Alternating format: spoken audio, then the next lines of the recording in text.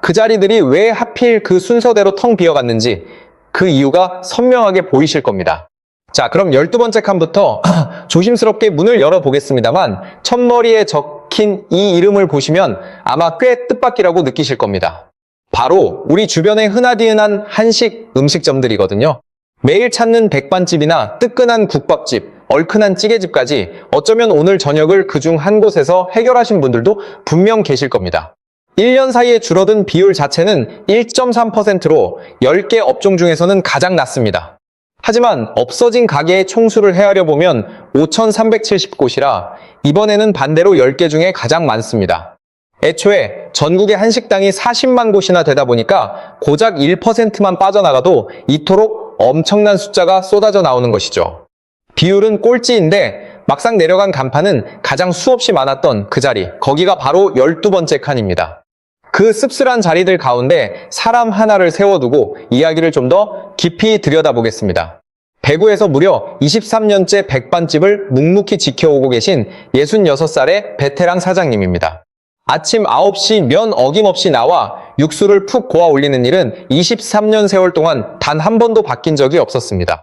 예전 같으면 점심시간마다 가게에 문 앞 계단까지 손님들이 줄을 길게 늘었었던 곳이지요. 지금은 그 반가운 줄은 온데간데 없고 그 빈자리를 대신해 주방 구석의 기계에서 배달 주문서가 종일 시끄럽게 쏟아져 나옵니다. 실제로 손님상에 나가는 그릇 수는 예전과 비슷하거나 오히려 어떤 날은 더 많기까지 한데 막상 월말이 되어 통장을 열어보면 남는 건 예전만 못합니다. 장사가 그만큼 안 되니 당연한 거 아니냐고 쉽게 물으실 수도 있겠지만 놀랍게도 주문서 자체는 줄어들지 않았습니다. 알고 보니 서울시가 프랜차이즈 가맹점들을 정밀하게 조사해봤더니 점주가 고스란히 떠안아야 하는 배달 수수료만 매출의 24%에 달했습니다. 손님상에 100그릇을 팔아봤자 24그릇 값은 고스란히 음식 밖으로 빠져나간다는 뜻이지요. 홀에 차분하게 앉아 밥을 드시던 손님 한 분과 스마트폰 앱으로 차갑게 주문을 넣은 손님 한 분이 사장님에게는 결코 똑같은 한 그릇이 아니었던 셈입니다. 주방은 훨씬 더 분주해졌는데 손에 쥐어지는 이익은 오히려 줄어들 수밖에 없는 구조였습니다. 자, 이어서 9번째 자리는 바로 동네 목욕탕입니다. 지난 1년 사이 이 점포들은 21%가 훌쩍 넘는 비율로 속절없이 사라졌습니다. 요즘 세상에 누가 목욕탕을 가냐고 반문하실지도 모르겠습니다. 집집마다 번지르르한 욕실이 다 딸려있는 요즘이니까요.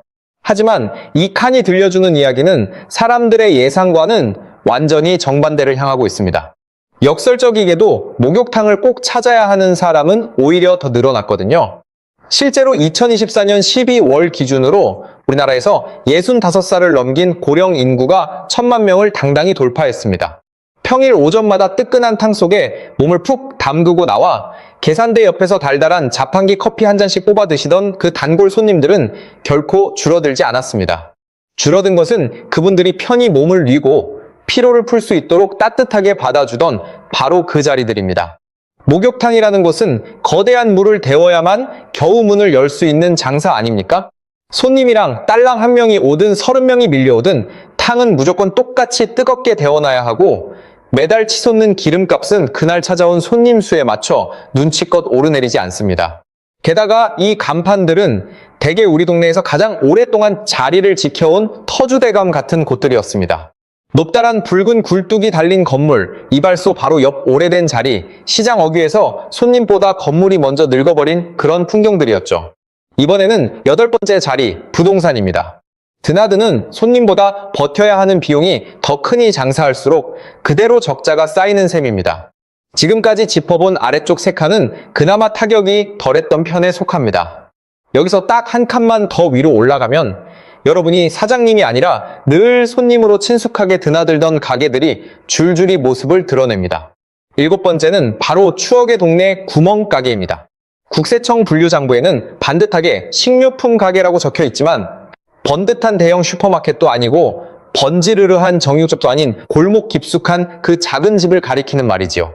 삐걱거리는 미다리 문을 열고 들어가면 반갑게 울리던 낡은 종소리, 문 앞 평상에 무심히 세워두었던 파란 아이스크림 냉장고, 그리고 안방에서 흘러나오던 텔레비전 소리를 낮추며 사장님 슬에 걸어 나오시던 그 풍경 말입니다. 바로 이 친근한 가게들이 지난 1년 사이에 23%나 뚝 떨어져 나갔습니다. 재미있게도 똑같은 통계표에서 대형 슈퍼마켓 항목을 나란히 놓고 비교해보면 감소폭은 고작 0.05%에 불과합니다. 결국 파는 물건은 다를 바 없는데 덩치가 큰 곳은 그 자리에 꼴결하게 버틴 반면 힘없는 작은 가게들만 속절없이 쓸려 나간 셈입니다. 구멍가게라는 곳이 애초에 봉지 과자 몇 개나 시원한 음료수 몇 병을 꾸러미로 팔아서 그날그날의 소소한 매상을 채워가는 소박한 터전이 아닙니까? 하지만 그 위에 묵직하게 얹히는 월세와 매달 빠져나가는 전기요금은 거대마트에 붙는 무자비한 잣대 그대로 고스란히 적용됩니다. 장사하는 몸집은 모래알처럼 작기만 한데 어째서 세상이 내미는 고정비용의 크기는 조금도 줄어들 줄을 모르는 걸까요? 손님들이 길 건너 대기업 마트로 발걸음을 옮겨서라기보다는 똑같은 골목 안에서도 힘없는 작은 쪽이 가장 먼저 불이 꺼진 것입니다. 6번째로 불이 꺼진 곳은 바로 여관과 모텔로 감소율은 24%를 기록했습니다. 이 역시 먼저 타격을 입은 쪽은 번화가 대로변에 번쩍번쩍 새로 올라간 신축 건물들이 아니었습니다. 지방의 작은 소도시, 낡은 기차역 앞 골목에서 수십 년 동안 똑같은 간판을 달고 세월을 지켜오던 오래된 숙박업소들부터 하나둘 문을 닫았지요. 여기는 손님들이 더 깨끗한 경쟁업소로 슬쩍 옮겨간 그런 자리가 아닙니다. 애초에 밤늦은 시각까지 거리로 나와 거리를 서성이는 사람 자체가 눈에 띄게 줄어든 탓입니다. 늦은 밤 막차가 끊겨버리거나 내일 새벽 일찍 처리해야 할 일이 남아있어 근처 국밥집에서 기분 좋게 한 잔 더 걸치다 보니 자연스럽게 하룻밤 묵어가던 그런 곳들이었거든요. 밤길을 붙잡던 그 세 가지 이유가 동시에 흔들려 무너져 내린 셈입니다. 하지만 방이란 손님이 오든 안 오든 온종일 따뜻하게 데워놔야 하고 카운터는 밤새 눈을 부릅뜨고 누군가 지키고 앉아 있어야만 합니다. 단 한 명의 손님도 찾아오지 않는 캄캄한 밤에도 보일러는 여느 때와 다름없이 쓸쓸히 돌아갔던 것이죠. 5번째는 아이들의 방앗간이었던 문구점입니다. 이 자리는 단순히 29% 줄었다는 수치 하나만으로는 그 민낯을 온전히 다 볼 수가 없습니다. 마침 지난 2026년 초등학교 1학년 입학생 숫자가 대한민국 역사상 최초로 30만 명 아래로 곤두박질 쳤거든요.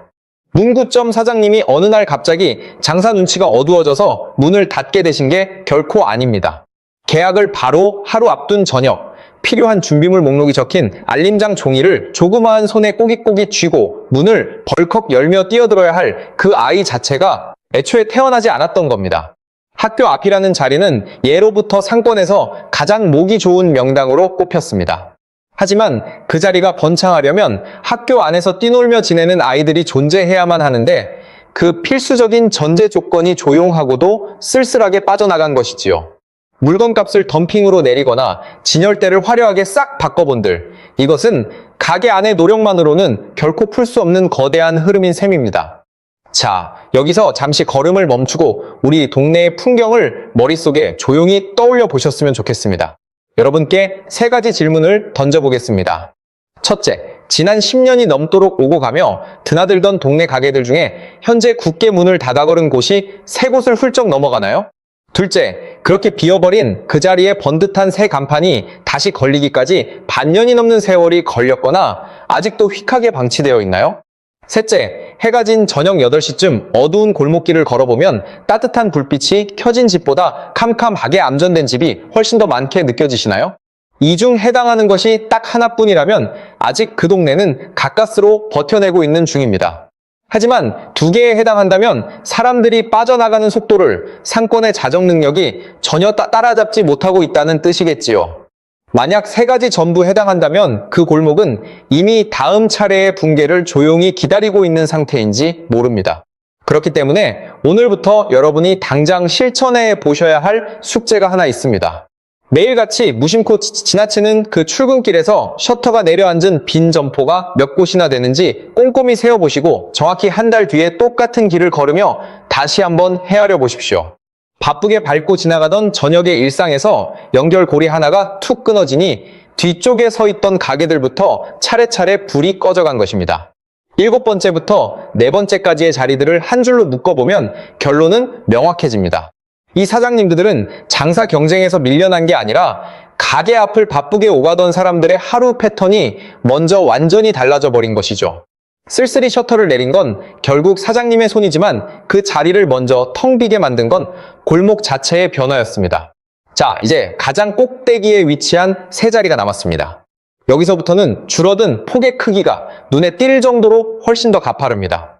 그리고 방금 말씀드렸던 저녁 시간에 글줄 맨 아득한 첫 자리에 서 있던 가게가 바로 이 세 자리 안에 포함되어 있습니다. 세 번째는 바로 우리에게 친숙한 옷 가게입니다. 지난 1년 사이에 무려 4.28%가 속절없이 빠져나갔지요. 여기서 먼저 짚고 넘어가야 할 의문이 하나 있습니다. 과연 우리가 옷을 사는 횟수를 대폭 줄이기로 마음먹은 것일까요? 절대 그렇지 않습니다. 마침 2026년 3월 한 달 동안 온라인 쇼핑으로 지불된 돈만 해도 1년 전보다 13.3%나 급증했거든요. 옷이라는 품목은 여전히 불티나게 잘 팔리고 있습니다. 그래서 옷가게 사장님의 하루 풍경은 예전과 조금도 다를 바가 없지요. 아침 일찍 나와 셔터를 올리고 새로 들어온 신상품을 사이즈별로 곱게 걸어두고 쇼윈도어, 마네킹 옷을 새롭게 갈아입힌 뒤 투명한 유리를 반짝이게 닦습니다. 손님이 들어와 옷을 몸에 대보고 거울 앞에서 이리저리 두어 번 돌려본 뒤에 아쉽다는 듯 다시 걸어놓고 가게를 나섭니다. 그리고 참 신기하게도 그 옷은 바로 그날 저녁에 엉뚱한 곳에서 팔려나갑니다. 아까 그 손님이 쥐고 있던 휴대폰 화면 안에 온라인 장바구니 속에서 말이죠. 옷걸이에 걸어둔 실물의 옷은 분명히 팔리고 있는데 막상 그 대금을 고스란히 받아야 할 오프라인 자리에는 사장님의 손길이 닿지 않은 셈입니다. 두 번째는 남녀노소 누구나 즐겨 찾는 분식점입니다. 감소율이 5.03%에 달해 방금 살펴본 옷가게보다 훨씬 더 가파른 하락세를 보여줍니다. 원래 분식이라는 장사는 남는 이문이 박하기 그지없는 얇은 장사 아닙니까?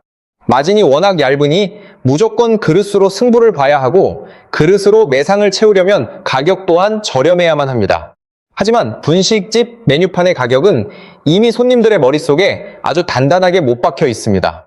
김밥 한 줄이 대략 얼마쯤이어야 하고 라면 한 그릇은 또 얼마쯤 받아야 한다는 암묵적인 기준이 있죠.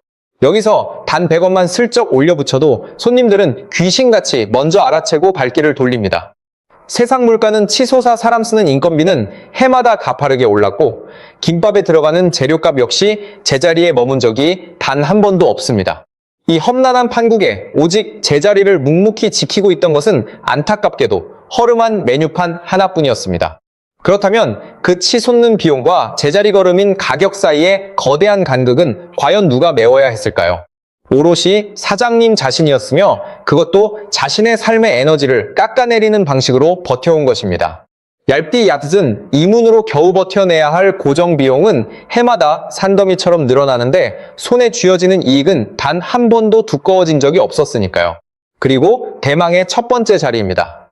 조금 전에 제가 저녁 시간에 첫 칸칸이라고만 무심하게 일컫던 바로 그 장소, 바로 우리 동네 술집들이었습니다. 정확히 말하자면 단 한 칸이 아니라 무려 두 칸을 나란히 차지하고 있지요.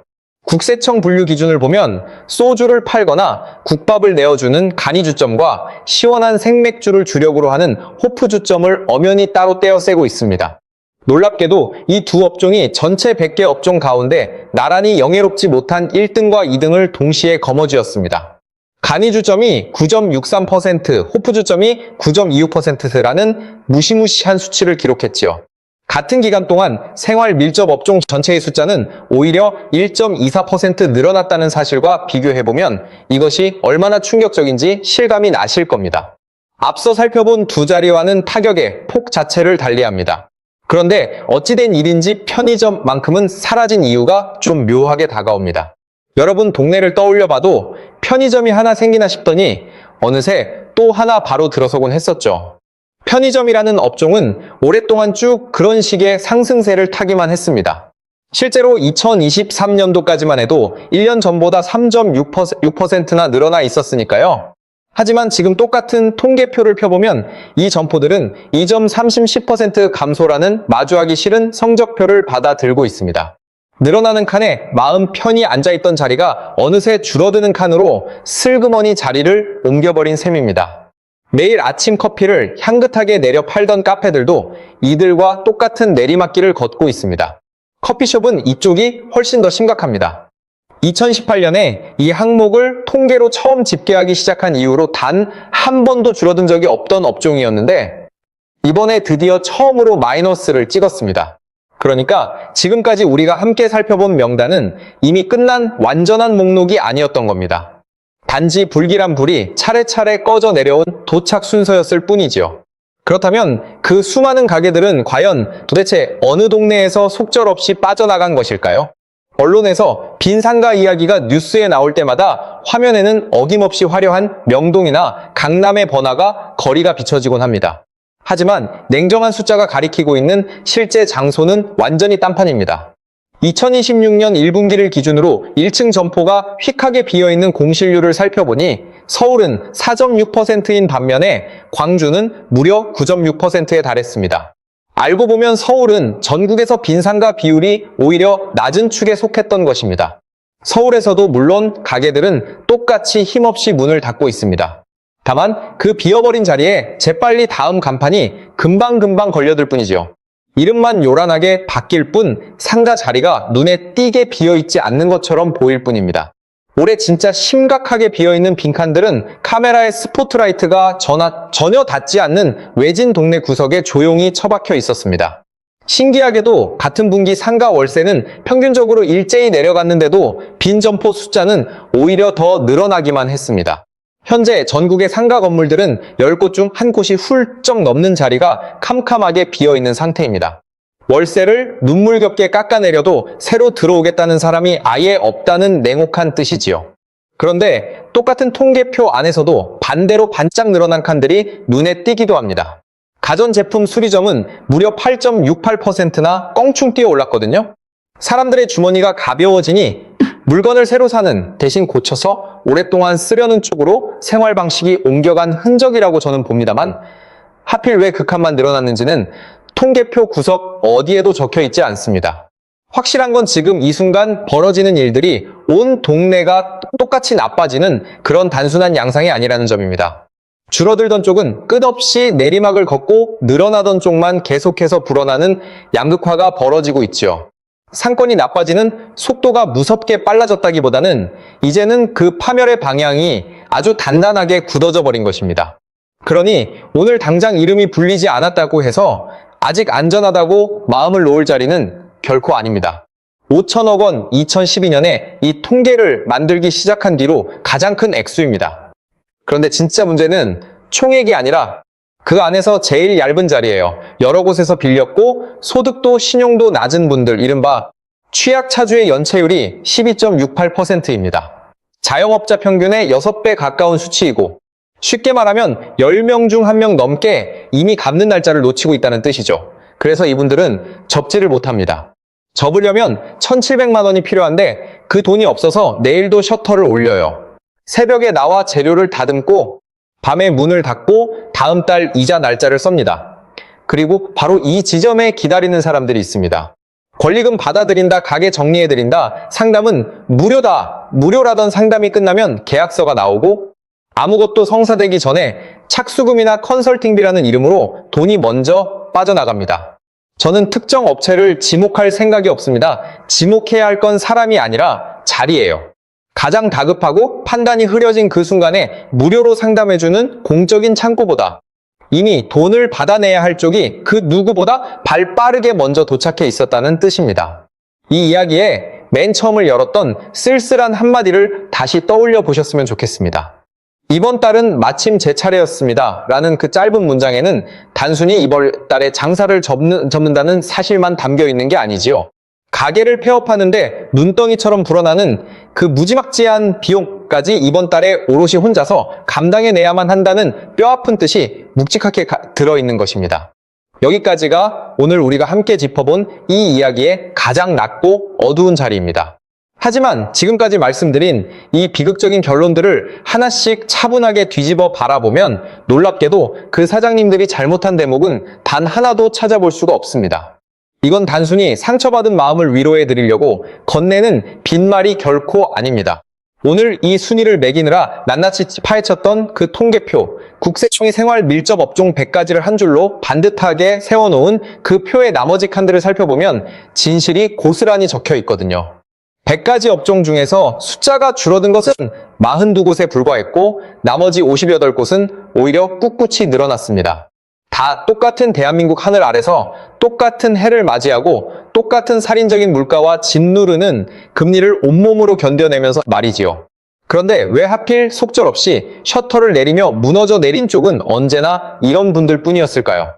동트기 전 새벽 5시면 어김없이 나와 가게 문을 악착같이 열던 분들, 치솟는 재료값이 2번, 3번 오르는 동안에도 손님들 정을 생각해서 그릇에 담아내는 양만큼은 단 한 번도 줄이지 않던 분들, 오랜 세월 찾아오는 단골들의 얼굴만 보고도 알아서 주문을 먼저 척척 외우던 그런 성실한 분들이었습니다. 만약 장사라는 게 오로지 성실함의 크기로 승부가 갈렸다면 무사히 살아남은 58가지 업종과 함께 이들의 가게도 같이 줄어들었어야 마땅하지 않습니까? 하지만 그 안전한 업종들은 결코 줄어들지 않고 오히려 불어났습니다. 그러니까 그 불쌍한 사장님들이 밤마다 까만 계산기를 붙들고 진짜로 혼잣말처럼 내뱉던 그 질문, 내가 도대체 무엇이 부족해서 장사를 이렇게 말아먹었을까라는 그 자책은요. 애초부터 올바른 답이 단 하나도 나올 수가 없었던 잘못된 질문이었던 셈입니다. 자, 이제 여기서 잠시 숨을 깊이 고르고 무사히 살아남은 그 58가지의 탄탄한 쪽을 한번 조용히 들여다보겠습니다. 그 수많은 업종 가운데 딱 3곳만 골라서 낱낱이 꺼내어 보여드릴게요. 앞에서 낱낱이 파헤쳤던 10가지와 완전히 똑같은 통계표, 똑같은 시점의 잣대를 가지고 말입니다. 가전제품 수리점은 기존의 2만 4천여 곳에서 훨씬 더 늘어났는데 사람들이 물건이 고장났을 때 비싸게 새로 사는 대신 알뜰하게 고쳐 쓰는 쪽으로 소비 방식을 완전히 옮겨간 덕분이었습니다. 동네 제과점 역시 4.63%나 든든하게 불어났고 안타깝게 구멍가게가 덩그러니 빠져나간 그 휙한 골목 속에서도 채소 가게는 이상하리만치 비슷한 폭으로 단단하게 늘어났지요. 이 3가지 업종을 나란히 한 곳에 놓고 곰곰이 바라보면 선명한 공통점이 눈에 들어옵니다. 전부 사람의 따뜻한 손길이 직접 닿아야만 비로소 완성되는 일들이라는 점입니다. 고장난 부품을 꼼꼼히 뜯어서 고치는 일, 그날 이른 새벽부터 뜨끈한 빵을 정성껏 구워내는 일, 매일 아침 눈으로 싱싱함을 직접 확인하고 골라 담는 그런 일들이지요. 제가 아까 어여쁜 옷을 구경하러 오던 손님들의 발걸음이 휴대폰 화면 속으로 전부 싹둑 옮겨갔다고 말씀드렸었죠.